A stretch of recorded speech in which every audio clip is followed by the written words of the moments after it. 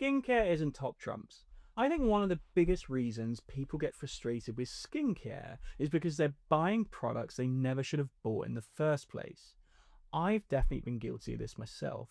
I've bought products because an influencer recommended them. I bought products because the ingredients list looked good.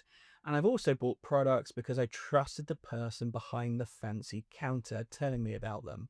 Sometimes the products worked, sometimes it didn't solve the problem I actually had, and sometimes it just wasn't worth the money. But other times it absolutely has been, and then some. I'm currently studying to become an advanced facialist, which has got me doing an ungodly amount of thinking when it comes to skincare. And what I've landed on is I don't think people need more advice. There's already a shit ton of it out there. I think people need better ways of deciding what deserves their money. So in this video, I'm going to walk through 7 mistakes people make when buying skincare to hopefully help you avoid a few expensive mistakes of your own. Mistake number 1, judging products too quickly. I think almost everyone has been guilty of this at some point. You get excited about a new product, use it for a few days, don't see an immediate difference, and then move on to the next thing. But your biology doesn't work that quickly.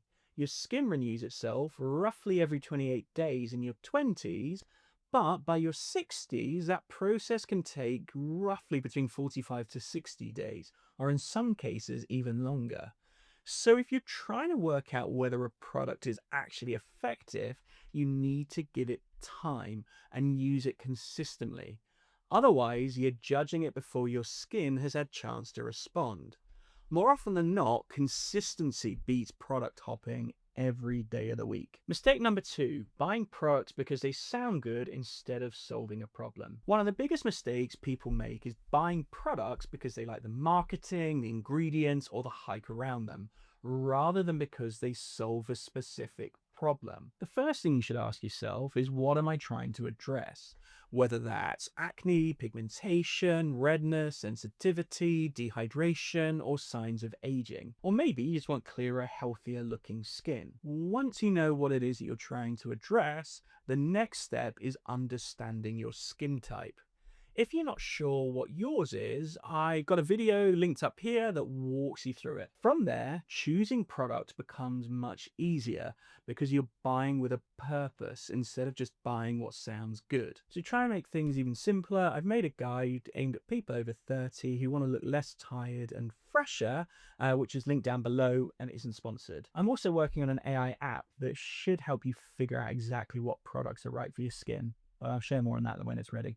Mistake number 3, ignoring SPF. Now you are probably expecting this one, but it's got to be said. If your skin is regularly exposed to sunlight, whether that's outdoors or through a window, and you're not using SPF, you're making life much harder than it needs to be. UV exposure is one of the biggest causes of premature skin aging. Over time, it breaks down collagen and elastin, leading to fine lines, wrinkles, sagging, dark spots, and that leathery texture that we often associate with aged skin. It also causes DNA damage in the skin cells and significantly increases the risk of skin cancer. The reality is no serum, moisturizer, or anti-aging product can outwork ongoing UV damage. So if you're spending money on skincare but skipping SPF, it's a bit like standing under a shower and trying to dry yourself with a hairdryer at the same time. Not going to work. Mistake number 4, falling for marketing claims. There's a fine line many brands walk between education and marketing, which means you've got to be careful about who you trust.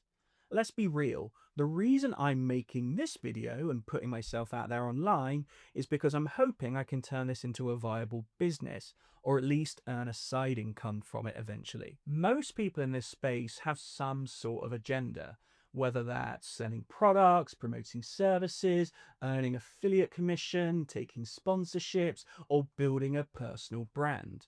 And that doesn't automatically make them dishonest, but it does mean you should be thinking critically about what you're being told. One of the biggest red flags for me is when a brand or an influencer starts using phrases designed to sound impressive rather than informative. Take Botox in a bottle, for example. Botox works by being injected into specific muscles to temporarily reduce muscle movement. No topical skincare product can replicate that effect.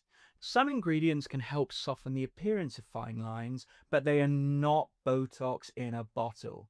Anyone who says otherwise is lying or ignorant. Same goes for the term medical grade skincare. In reality, there are cosmetics that can be sold over the counter, and then there are prescription only medicines that require, you guessed it, a prescription from an appropriately qualified prescriber. Medical grade skincare is largely a marketing term. A product isn't automatically better because it's sold in a clinic, sits behind a glass counter, or comes in clinical looking packaging.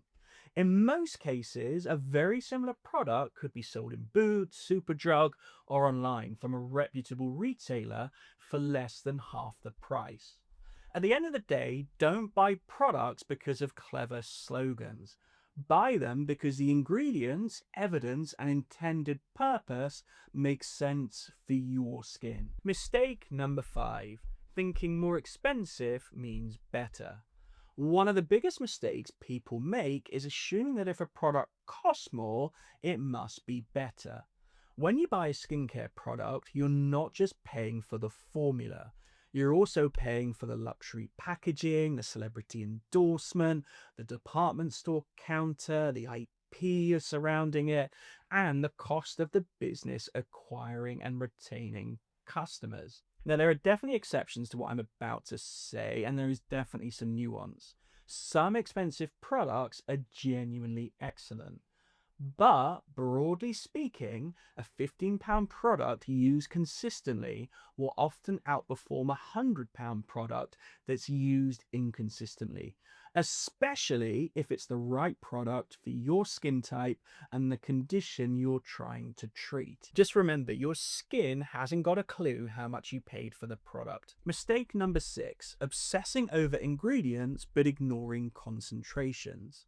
Skincare brands don't want other companies copying their formulations, which makes perfect sense.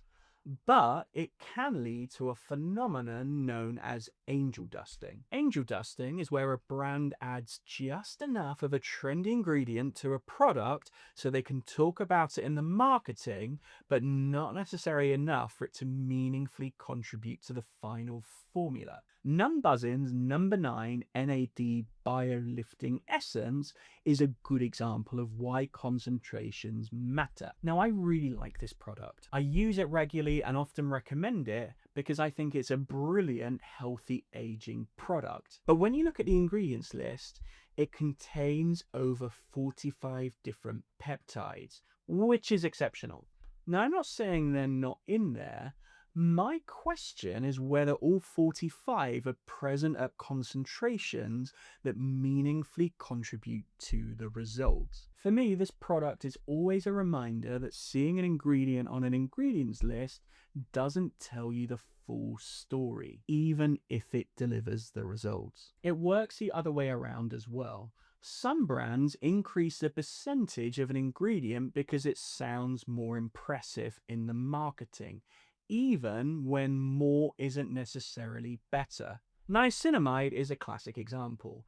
Most of the research showing benefits for pigmentation, oil control, and skin barrier function has been done at around 2 to 5%.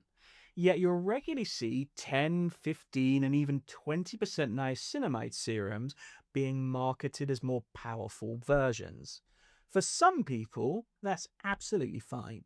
For others, it just increases the risk of irritation. Skincare isn't top trumped. More ingredients doesn't automatically mean a better product, and higher percentages don't automatically mean better results. Mistake number 7, refusing to move beyond cosmetic skincare. There comes a point where over-the-counter skincare hits a ceiling. If you've got stubborn acne, pigmentation, or significant photoaging, there are prescription treatments that can often produce better results than endlessly upgrading to more expensive cosmetic products. That's not because cosmetic skincare is useless, it isn't. It's because some ingredients are simply more effective and only available through a prescription.